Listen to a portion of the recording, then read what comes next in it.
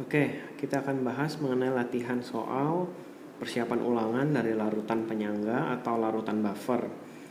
Ya, untuk soal nomor 1, apakah larutan berikut ini bersifat penyangga? Jika ya, tuliskan komponen penyangganya. Nah, kalian harus tahu komponen penyangga dari suatu larutan penyangga itu adalah asam dan basa konjugasi. Jadi dia adalah pasangan asam dan basa konjugasi, atau basa dengan asam konjugasinya ya. Yang A, 50 ml larutan H3PO4 0,1 molar dengan 50 ml NaH2PO4 0,1 molar. Nah, ini kita harus cek dulu. H3PO4 itu adalah termasuk asam lemah. Jadi antara asam lemah atau asam dengan dari NaH2PO4 itu akan terurai menjadi Na+ dengan H2PO4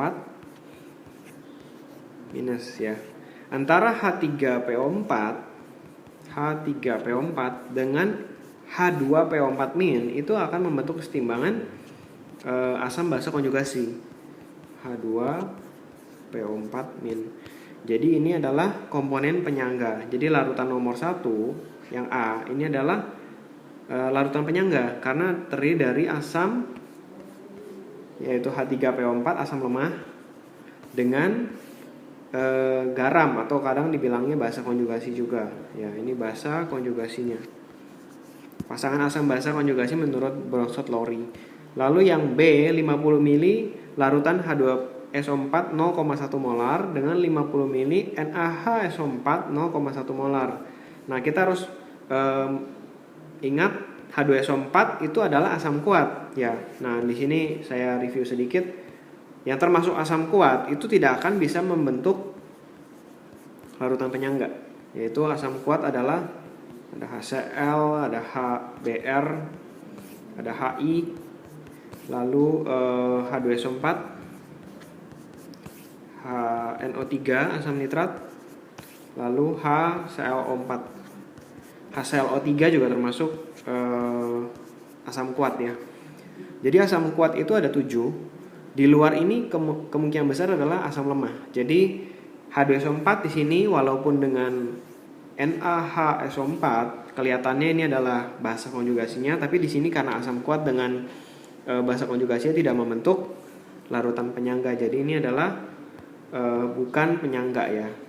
Yang B adalah bukan penyangga.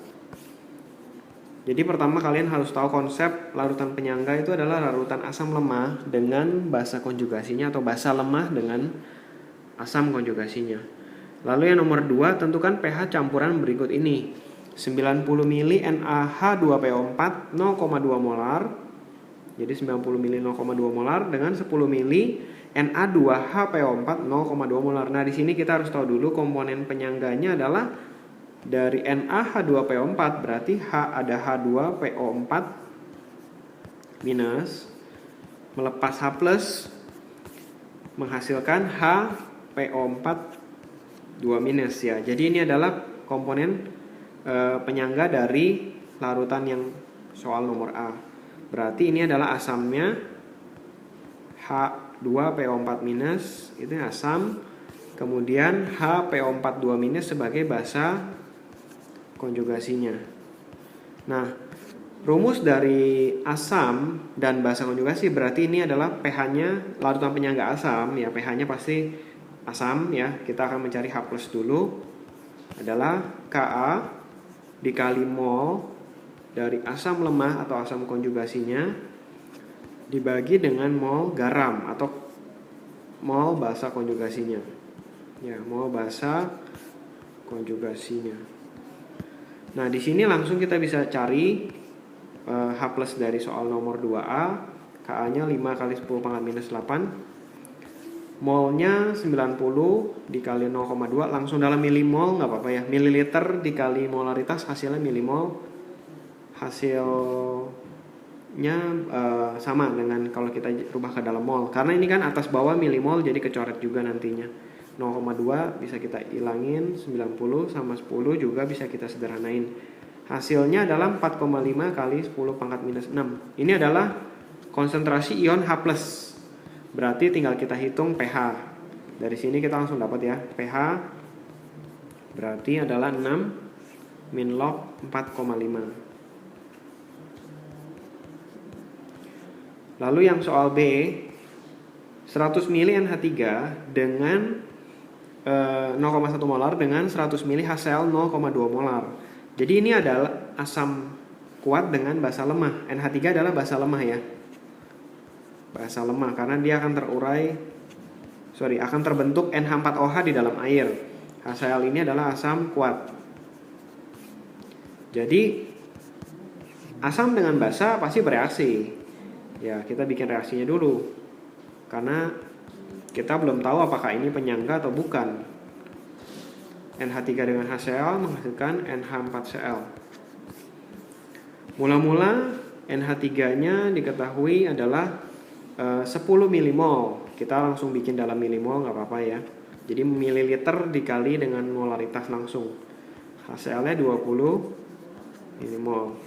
Nah, karena koefisiennya sama-sama 1, berarti yang habis adalah NH3.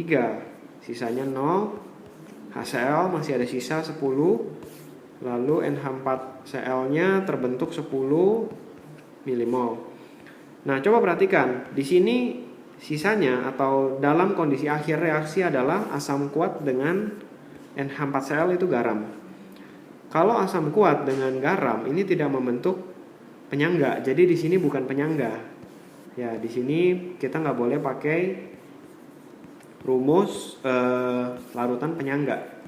Berarti pH-nya tergantung siapa? Tergantung yang kuat itu, tergantung asam kuat ya. Jadi di sini kita cari pH biasa. Molaritas HCl adalah sisanya 10 milimol ya. Dibagi volume totalnya 200 ml. Jadi dalam milimol nggak apa-apa karena sama-sama dibagi 1000 juga nanti hasilnya jadi molaritas. Hasilnya adalah 5 kali 10 pangkat minus 2 molar.